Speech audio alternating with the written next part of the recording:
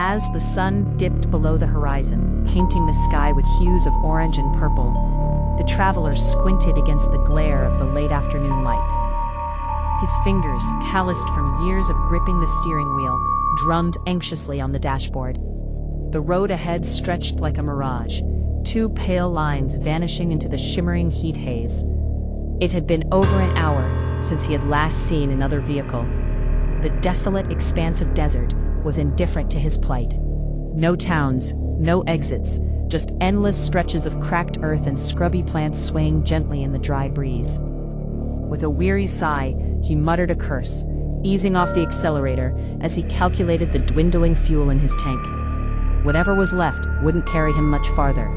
Just as despair began to settle in, he saw it. Rising out of the heat shimmer, a gas station materialized like an apparition from a half-remembered dream. The low concrete building stood alone, its two rusted pumps huddled together, and a crooked sign read "Gas" in faded red letters. There were no brand logos, no advertised prices, and initially, no lights. Relief washed over him, a powerful wave that momentarily dulled his nagging questions about how such a place could exist in this barren landscape. He pulled into the empty lot, the engine coughing just as he parked, then falling silent. The quiet was too complete, too sudden, as if the desert itself had leaned in to listen. Stepping out of the car, he felt the oppressive heat pressed down on him, heavy and unyielding. The air was thick with the scent of dust mingled with old oil, layered with an underlying sweetness that was almost unsettling. The pumps stood before him, their once shiny chrome now dulled by age, with hoses hanging limp like forgotten limbs. As he approached, he noticed their glass faces were cracked, the numbers behind them dark and lifeless. And then they flickered. Not fully on, just a tremor of yellow light like a dying heartbeat. A low, rhythmic hum surged beneath the silence. It wasn't loud, but it resonated deep within his chest, making the bones in his ears itch uncomfortably.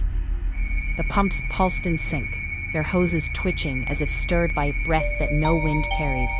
"Hello?" he called out, his voice feeling fragile and inappropriate in the vast openness. No answer. The station office door stood ajar, and he pushed it open, the hinges protesting with a squeal. Inside, a thick layer of dust coated everything, settling upon empty shelves that lined the walls. There were no snacks, no drinks, no comforting hum of a radio playing somewhere in the back. Just a counter facing him, and a ledger. The ledger lay open, yellowed pages filled edge to edge with names penned in various handwritings. Dates followed each name. Some were neat, others shaky, scrawled hard enough to tear through the paper. The most recent entry stopped abruptly, the last name trailing off, ink bleeding into nothingness. The hum outside deepened, sounding almost expectant. With a sense of unease creeping up his spine, he closed the ledger and stepped back outside, his pulse quickening. The pumps glowed brighter now, flickering with renewed insistence. He approached one, lifting the nozzle, only to find it warm, not sun-warmed, but warm like skin. As soon as he slid it into his tank, the hum swelled. The pump dial spun wildly, gallons ticking upward too quickly to be real. The sound thickened, layering over itself, until he realized it wasn't just a hum anymore. It was voices. Soft at first, indistinct, like people talking through walls. "You made it. So close. Don't stop now." He frowned, glancing at the fuel gauge inside his car. It remained stubbornly empty. Tapping the dashboard did nothing. Panic gripped him as the pump shuddered violently in his hand. The hose flexed, tightening like a muscle contracting, and he yanked the nozzle free. The whispers ceased instantly, as if snuffed out. The hum faded to a low, disappointed throb, and the pump dial fell back to zero. Just then, a tired laugh rippled across the station. Not loud, not mocking, but eerily familiar, as though it had echoed through time, countless times before. Heart pounding, he backed away, scanning the desert once more. Nothing moved. No cars, no birds, not even a breeze. He tried the ignition, but the engine clicked uselessly. The gas gauge needle trembled, then dipped lower than empty, disappearing into a blank space below the E that he'd never noticed before. Time began to unravel. The sun crept across the sky at an unsettling pace.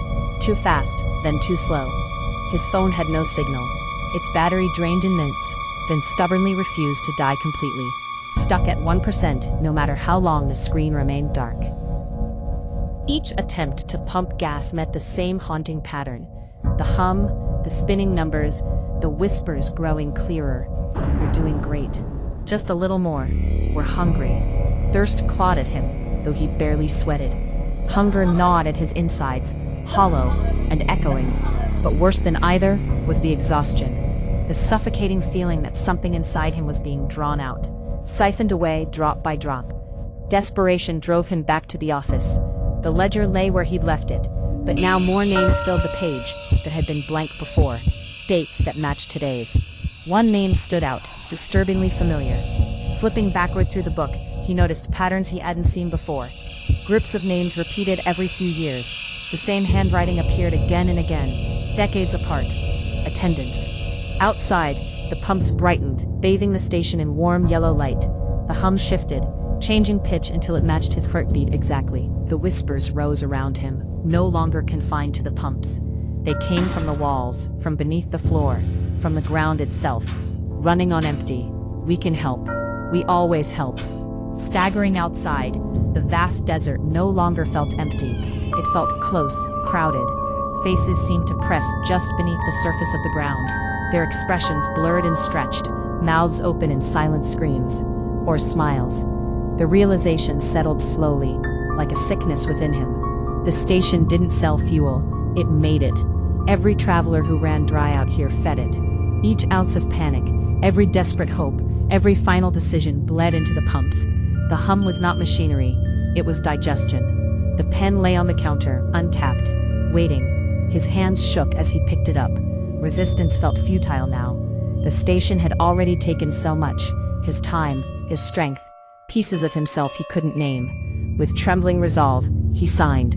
The moment the ink dried, the hum surged into a roar. Pain flamed, sharp and brilliant, then softened into numbness. His reflection in the office window wavered, thinning, features blurring like heat haze. Outside, the pumps went dark and silence fell. When the next car appeared on the horizon, the gas station looked abandoned again. Just another forgotten relic on a forgotten road. A lone attendant stood beside the pumps, relaxed posture, cap pulled low. He looked up as the car rolled in, running on fumes. The gaslight chimed softly, and the hum began again. And far beneath the cracked asphalt, something vast and patient